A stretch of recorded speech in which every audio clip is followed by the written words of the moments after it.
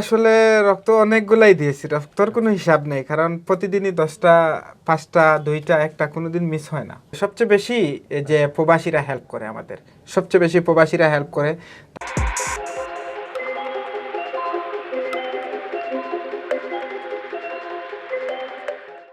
শুভেচ্ছা ও শুভকামনা জানিয়ে শুরু করছি জীবনের নানা রং অনুষ্ঠানের আজকের পর্ব। আজ আমাদের সাথে অতিথি হিসাবে আছেন বাংলাদেশ পুলিশ বাহিনীর একজন সদস্য জনাব শফি আহমেদ। আমরা আজকে তার জীবনের নানা রঙের গল্প শুনবো। কেমন আছেন শফি ভাই? আলহামদুলিল্লাহ, আপনি ভালো আছেন? জি, ভালো আছি। আচ্ছা, আমরা তো জানি যে আপনি আপনার চাকরির পাশাপাশি আরও অনেক কাজের সাথে জড়িত। তো আপনার কাজ সম্পর্কে যদি একটু বলেন, কি কি কাজ করেন আপনি?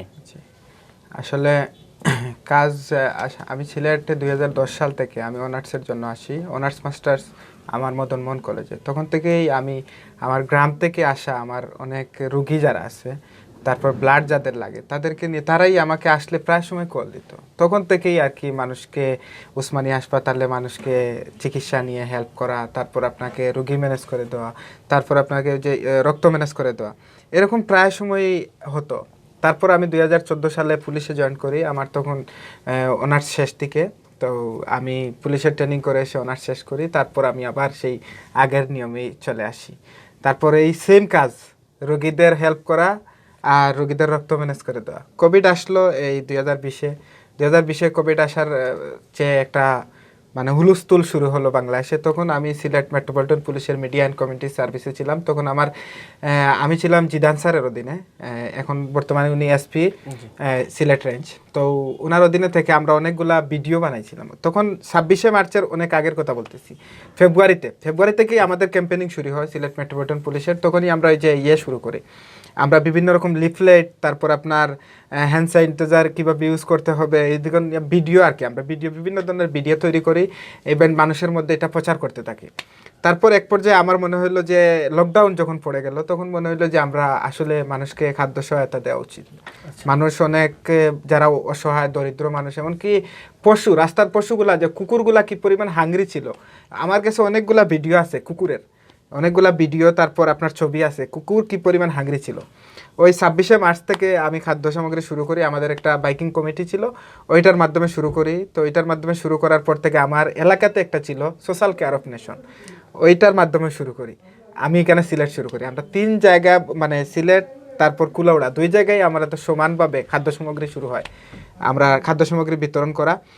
আমরা প্রথমে ফোকাস করছিলাম যে একদম রুট লেভেলে যারা একদম অসহায় তাদেরকে। তারপর কিছুদিন যাওয়ার পরে, আপনি মার্চের পরে এপ্রিল আসলো, এপ্রিলে যাওয়ার পরে দেখা গেল যে মধ্যবিত্ত যারা আছে তারাও প্রবলেমের মধ্যে পড়ে। এরকম অনেক মধ্যবিত্ত ফ্যামিলিতে আমি খাবার দিছি। মধ্যবিত্ত কি, আপনি একটা ছোট্ট একটা ঘটনা বলি, এটা হলে উপশহর যে কোনো একটা রেস্টুরেন্ট, ভালো রেস্টুরেন্ট উপশহর এলাকার, ওই রেস্টুরেন্টের মালিক উনি মানে আমার কাছে খাদ্য সহায়তা চাইছে রাতকে কল দিয়ে। তো আমি যখন ওনার বাসাতে যাই, ওনার বহুতল বিল্ডিং, 10তলা বিল্ডিংয়ে উনি থাকেন 7তলাতে। ওইখানের একটা ফ্ল্যাট ভাড়া ছিল ওই করোনার সময় 30,000 টাকা ফ্ল্যাট ভাড়া। যে ফ্ল্যাটে উনি থাকতেন ওই ফ্ল্যাট ভাড়াটাই ছিল 30,000 টাকা। ওনার হোটেল ব্যবসাটা বন্ধ হওয়ার কারণে উনি প্রায় 1 মাস চলে যায়, মনে করেন মার্চ থেকে এপ্রিলের শেষের দিকে, উনি সেই ভাড়াটাও দিতে উনি মানে পারছেন না, হিমশিম খাচ্ছেন। খাবার তো করে খাবার নাই, আমার কাছে কল দেন। আমি রাতকে 12টার সময় যাই ওনার বাসাতে, আমি গেটে গিয়ে নক করি, কিন্তু দারোয়ান আমাকে ঢুকতে দেয় না। এই বাসাতে কোনো নিডি মানুষ নাই, আপনি ভুল ঠিকানায় আসছেন। আমি বলছি না ভাই, আমি ভুল করি নাই, আমি এই ঠিকানায়, আমি ওনার সাথে কথা বলেন আপনি। উনি আমাকে কোনোভাবেই ঢুকতে দেয় নাই। তারপর 1 ঘন্টা আমি ওনার সাথে বাক বিতঙ্গ করতেছি, উনিও লজ্জাতে আসতে পারতেছে না যে নিচ থেকে এসে খাবারটা নিয়ে যাবে। এখন কিভাবে ওনার বাসাতে, শেষ পর্যন্ত উনি বাধ্য হয়ে উনি আসে। আমাদের একটা খাবার প্যাকেট ছিল, ওই প্যাকেটে প্রায় 3,000 টাকার খাবার ছিল, ওই প্যাকেটটা আমি ওনার বাসাতে দিয়ে আসি। এইটা মানে এইরকম লেভেলের মানুষকে আমরা খাদ্য সহায়তা দেই, এখনও দিচ্ছি, যেগুলা আসলে আমরা আমি আরেকটা কথা বলি যে আমি এই কাজ করার পিছনে প্রত্যেকটা ফেসবুকে আপডেট দিই, কিন্তু আমি যতটা না আপডেট দেই তার চেয়ে অনেক বেশি কিন্তু আমরা মানে মানুষের কাছে পৌঁছাতে পারি, মানুষের কাছে সহায়তা পৌঁছাতে পারি, কিন্তু আপডেট সবগুলা দেওয়া যায় না। এরকম খাদ্য সামগ্রী ছাড়া কি আর কোনো সহায়তা করেছেন? হ্যাঁ, করোনার যখন প্রথম সিজন আসলো 2020-এ, তখন আমরা খাদ্য সামগ্রী এবং ব্লাডে বেশি গুরুত্ব দেই। তখন মানুষ তো ব্লাড দিবে, মানুষ ঘর থেকে বের হচ্ছে না, কিন্তু ব্লাড দিবে কিভাবে? কিন্তু রোগী তো কম নাই, রোগে কি মানে যে আপনার করোনা ব্লাড লাগে, তো প্রায় সময় আমরা ব্লাডকে বেশি গুরুত্ব দেই, তারপর প্লাজমাকে গুরুত্ব দেই, লাশ দাফন। তখনকার সময় লাশ দাফন করার মানুষ পাওয়া যেত না। আমরা একটা টিম করি যেটা বিয়ানীবাজার, কুলাউড়া, আপনার এদিকে সিলেট, বিভিন্ন অঞ্চল নিয়ে আমরা যে সিচুয়েশনে যেখানে আমরা ভলেন্টিয়ার ম্যানেজ করতে পারি, মহিলা ভলেন্টিয়ার সহ আমরা লাশ দাফনে সক্রিয় ছিলাম। লাশ দাফন, খাদ্য সামগ্রী, তারপর আপনার রক্ত, প্লাজমাটা প্লাজমাটা হলো, আপনাকে আমি বলি, প্লাজমাটা হলো একজন কোভিড পেশেন্ট মনে করেন যখন একদম লাস্ট স্টেজ চিকিৎসা, প্লাজমা একজন কোভিড থেকে সুস্থ হওয়া মানুষের শরীর থেকে রক্তর পরিমাণ, একটা রক্ত আছে সাদা অংশ প্লাজমা, ওইটা নিয়ে ওই কোভিড আক্রান্ত রোগীকে আপনি পুশ করলে উনি হয় ভালো হবে, না হয় উনি বাঁচবে না। তো আমরা প্রায় সিলেটে প্রায় সবচেয়ে বেশি আমরা ওই নর্থ ইস্ট হাসপাতালে প্লাজমা দেই, সব হাসপাতালেই দেই, প্রায় 200+ মানুষকে আপনি প্লাজমা দিয়েছেন। আর এই পর্যন্ত রক্ত দিয়েছেন কতজনকে, কোনো হিসাব আছে আপনার কাছে? রক্ত অনেকগুলাই দিয়েছি, রক্তর কোনো হিসাব নেই, কারণ প্রতিদিনই 10টা, 5টা, 2টা, 1টা, কোনোদিন মিস হয় না, প্রতিদিনই আমরা ব্লাড দিই। আচ্ছা, দেখা যায় বছর শেষে অনেকগুলা।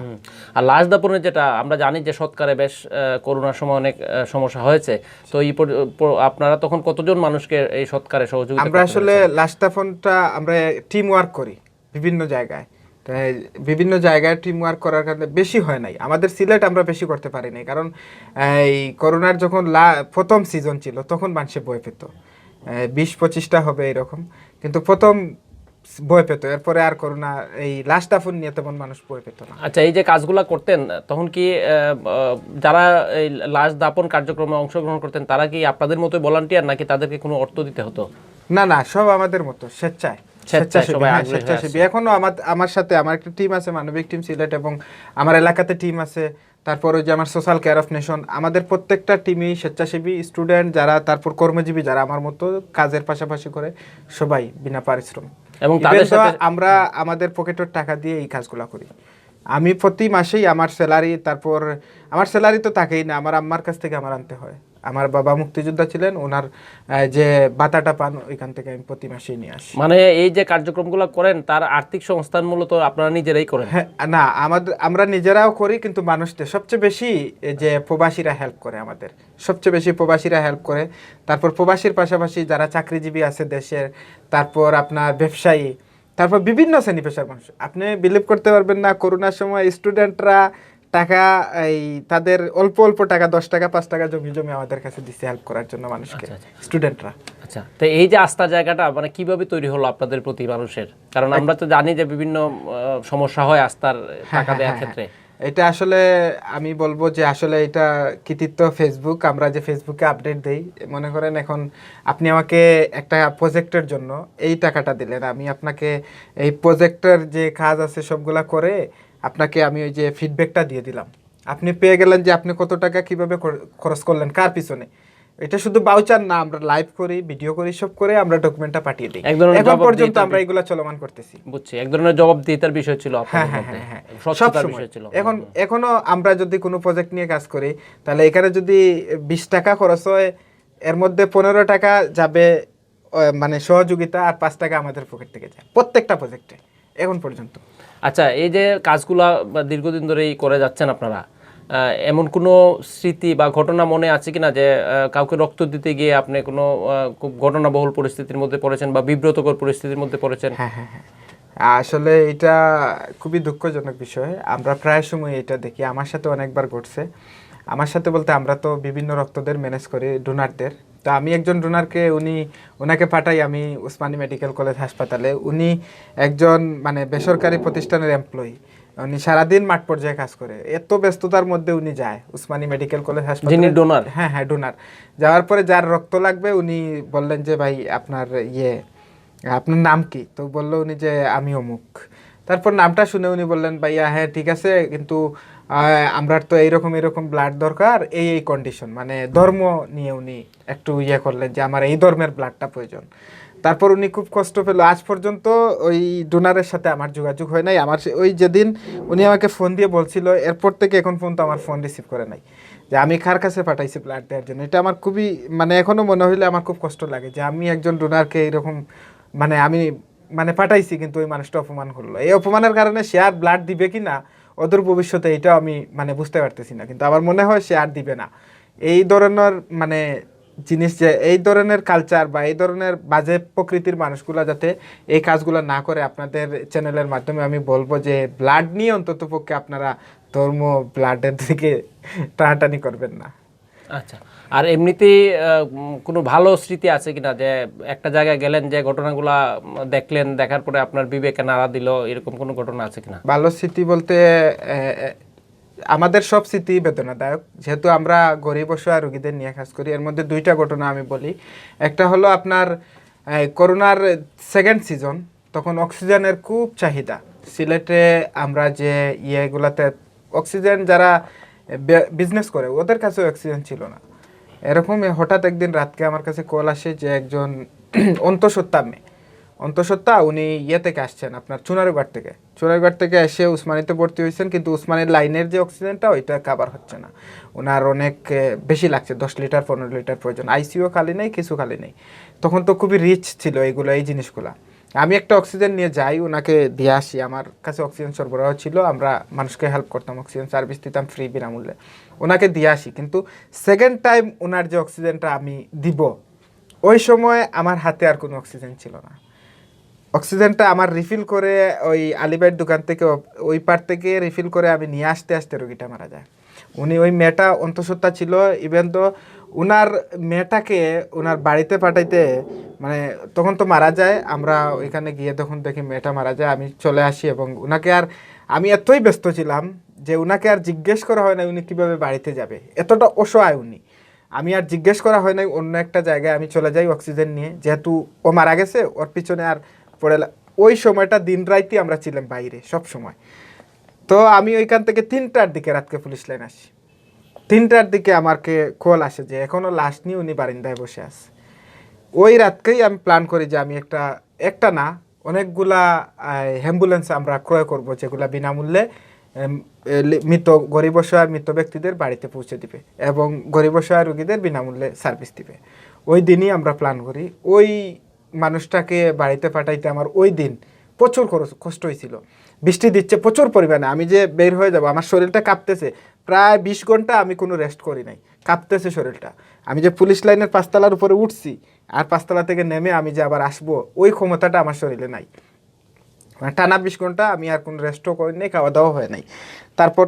তারপর ওই ওনাকে আমি ইয়ে করলাম, ওনার সাথে আমি মদিনা অ্যাম্বুলেন্সের সাথে কথা বললাম, বলে ওনাদের আমি আমার বিকাশে টাকা ছিল না, তখন ওই টাকা ছিল না যখন আমি সন্ধানের আমার এক ডাক্তার, উনি পরিচিত ছিল, ওনাকে কল দিলাম। উনি আমাকে যথেষ্ট পরিমাণ হেল্প করে, উনি আমাকে টাকা দেয় বিকাশে। তারপর ওই মদিনা অ্যাম্বুলেন্সের বিকাশে আমরা টাকাটা পাঠাই। তারপর ওনাকে লাশ নিয়ে যেতে হয়েছে হবিগঞ্জের চুনারুঘাট। অথচ এই রুগী মারা গেছে 11টার সময়, রাত 3টার সময় 3:30 পর্যন্ত উনি বারিন্দায় ছিল লাশটা। একটা মানুষ সেই সময় করোনার সময় একটা মানুষ ওই মানুষটাকে মানে আমি এত কষ্ট পাইছি ওই দিন যে একটা মানুষও কি উসমানিতে ছিল না যে ওই মানুষটাকে হেল্প করে। তো আপনার এখন করোনা পরবর্তী সময়ে আপনাদের কি কার্যক্রম সম্পর্কে একটু বলুন। হ্যাঁ, করোনা পরবর্তী সময়ে আমরা এখন বেশি গুরুত্ব দিচ্ছি শিক্ষা আর চিকিৎসা। আমরা বেওয়ারিশ যেগুলো আছে, বেওয়ারিশ রোগী, তারপর আপনার অসহায় দরিদ্র ছিন্নমূল রোগী যেগুলো একদম অসহায় যারা, তাদেরকে আমরা শিক্ষা মানে রোগীদের আমরা চিকিৎসা সেবা দেই। ওনাদের যে কোনো রেয়ার প্রবলেম ওনারা পাচ্ছেন না, তখন আমরা আমাদের আন্ডারে এনে উসমানিতে আমরা চিকিৎসা করে আমরা টাকা পয়সা দিয়ে হেল্প করি। এটা চলমান আছে, এইটাই আমাদের মূল কাজ থাকবে ইনশাল্লাহ। এইটার শিক্ষা আমরা শুনে খুশি হবেন যে আমরা এখন পর্যন্ত 2021 সালে প্রায় 100+ ছাত্রছাত্রীদের স্কুলে ভর্তি করতে পারছি এবং বেতন দিচ্ছি ওনাদের। কোন পর্যায়ের কোন শ্রেণীর? সব শ্রেণীর, একদম ইন্টার ডিগ্রিও আমরা ভর্তি করছি। এবার অনার্সেও আমরা কয়েকজন ছাত্রছাত্রীকে ভর্তি করছি। এটা করোনার জন্য ওদের ফ্যামিলি অনেক পিছিয়ে যায়, এর জন্যই আমরা শিক্ষার প্রতি, শিক্ষা আর চিকিৎসা এই দুইটা আমরা প্রচুর পরিমাণে গুরুত্ব দিচ্ছি। এখন আমরা খাদ্য সামগ্রী দিচ্ছি, এই যে রমজান আসছে, ইফতার, তারপর সেহরি সামগ্রী, খাদ্য সামগ্রী সব কিছু চলমান আছে, আমাদের সব কিছু রেডি আছে। আমরা শুরু করে দিব এই যে রমজান মাসের প্রথম থেকে শুরু করবো ইনশাল্লাহ। সবাই আমাদেরকে হেল্প করতেছে, প্রবাসীরাও হেল্প করতেছে, কিন্তু মানুষ আগে যেভাবে হেল্প করতো এইভাবে আর হেল্প করে না। কেন করে না আপনার কি মনে হয়? আসলে এখন সমস্যা হয়েছে কি সঠিক জায়গা পায় না, কারণ হচ্ছে কি আমি যখন কাজ শুরু করি তখন কেউ কাজ শুরু করে নাই। আপনি বিশ্বাস করেন সিলেটে আমি যখন খাদ্য সামগ্রী নিয়ে রাস্তায় রাস্তায় ঘুরতাম তখন একটা পার্সনও আমি পাই নাই, এখন কিন্তু অনেকেই ঘুরে। সঠিক হয়তোবা সবাই সঠিকভাবে বন্টনও করতে পারে না, এর জন্য মানুষ ট্রাস্ট করে না। কিন্তু আমাদের আমাদের ডোনার যারা তারা এখন আমাদেরকে হেল্প করতেছে, কিন্তু আমাদের চাহিদাটা বেড়ে গেছে। অনেক বেশি পরিমাণ রোগী আমাদের কাছে আছে, অনেক বেশি পরিমাণ শিক্ষার্থী আছে, অনেক বেশি পরিমাণ জায়গা আছে। এতিম এতিম বা এই যে আমার কয়েকদিন আগে আমার একজন হাফিজ হয়েছে, আমার অফিসে আসছে ক্রেশ নিয়ে, যে আমাকে মাদ্রাসাতে ক্রেশ দিছে, এটা আপনার এই হাফিজ হওয়ার পিছনে তো আপনি সব। আমি বললাম না না, আমি কি করছি, সে বাবা মা নাই।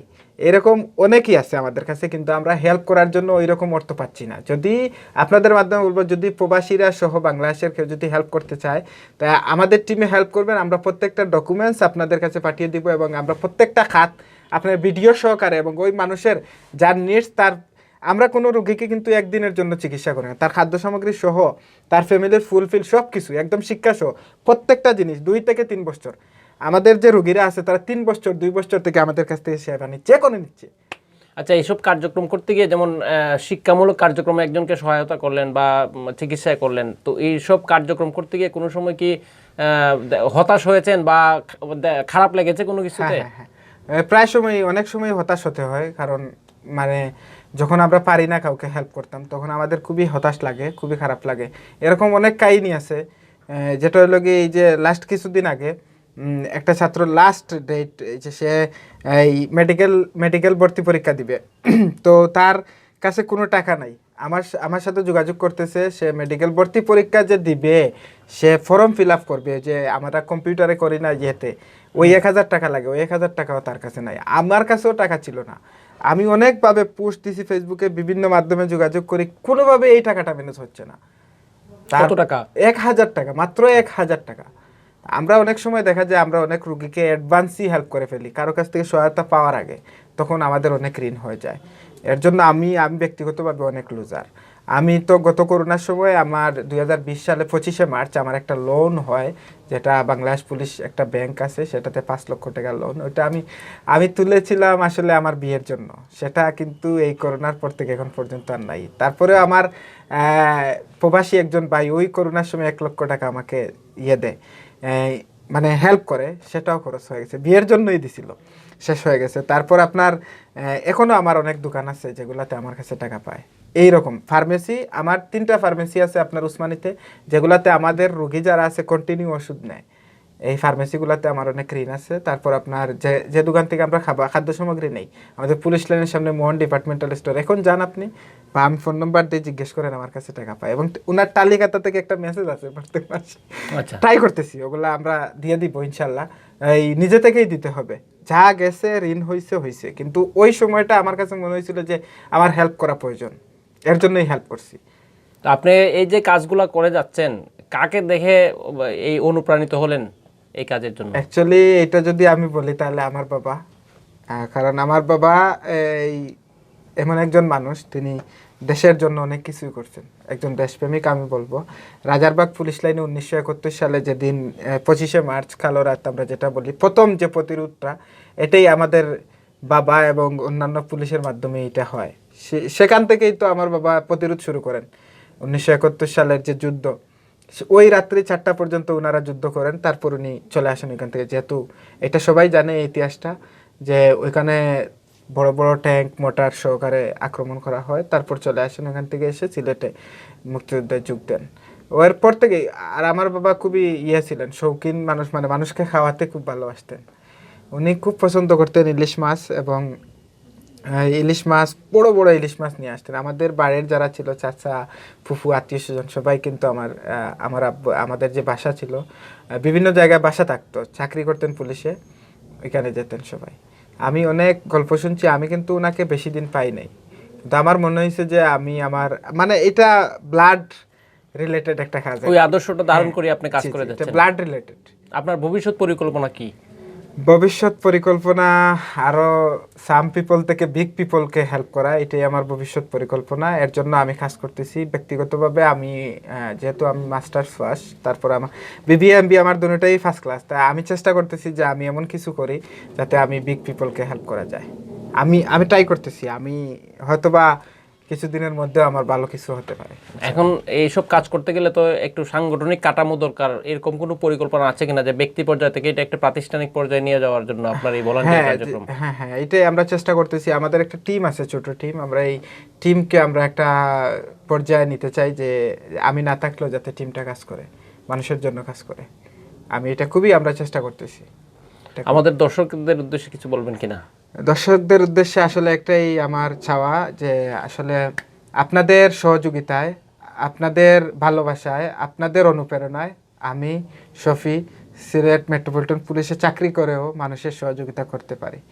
ইভেন তো আমি Sheikh Hasina with volunteer award 2020 ক্যাটাগরিতে, আমি কর্মজীবী ক্যাটাগরিতে আমি 5 নম্বর পজিশনে ছিলাম। ইনশাল্লাহ 2022-এ আবার এটাতে অ্যাপ্লাই করব। আর আমি বাংলাদেশ পুলিশের দ্বিতীয় সর্বোচ্চ যে পদক পিপিএম পাই, আপনাদের জন্য, আপনাদের সহযোগিতায়, আপনাদের ভালোবাসায় আমি শফি আজকে অনেকের কাছে সাহায্য সহযোগিতা পৌঁছাতে পারি। সব ক্রেডিট আপনাদের। সব ক্রেডিটের জন্য আপনাদের সবার প্রতি আমার অন্তরের অন্তঃস্থ থেকে অগণিত অসংখ্য ভালোবাসা। আর আপনাদেরকে আমি একটা কথা বলবো যে আমার যে অসহায়, গরিব অসহায় মানুষ যারা ছিন্নমূল, তারপর আপনার বেওয়ারিশ, তারপর দরিদ্র রোগী, উনাদের জন্য আমার একটা অ্যাম্বুলেন্স কেনার জন্য খুবই, মানে উনাদের জন্য ফ্রি সার্ভিস দিব। আমি একটা ভালো মানের অ্যাম্বুলেন্স কিনতে চাই। আর একটা সেফটি হাউস করতে চাই, যে রোগীরা আসে বিভিন্ন এলাকা থেকে, এখানে সঠিক চিকিৎসা নিতে পারে না। এখানে বিভিন্ন জায়গায় হসপিটালের বারান্দাতে পড়ে থাকে দিনের পর দিন, তারপর চিকিৎসা নিয়ে যায়। ওনাদের জন্য একটি সেফটি হাউস এবং কয়েকটা অ্যাম্বুলেন্স।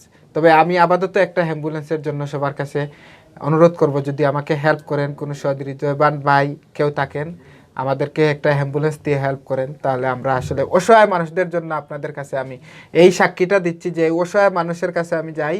এর জন্য অসহায় মানুষের এই কথাগুলো আপনাদেরকে বললাম, এগুলো আমার ব্যক্তিগত না। এটা আমি অসহায় মানুষদের জন্য আপনাদের কাছে হাত জোড় করবো যে ওনাদেরকে হেল্প করেন একটা অ্যাম্বুলেন্স দিয়ে। ধন্যবাদ আপনাকে। আসলে আমরা জানি যে নিজের পেশাগত দায়িত্বের বাইরেও কাজ করলে নিজের মন, মানবিক মূল্যবোধ থেকে অনেক কিছুই করা সম্ভব, যেটা আমাদের শফি সাহেব দেখিয়ে দিলেন এবং কাজ করে যাচ্ছেন। আমরা ওনার জন্য অবশ্যই শুভকামনা থাকবে। সুপ্রিয় দর্শক, এখানে আজকের মতো শেষ করছি। দেখা হবে আগামী পর্বে।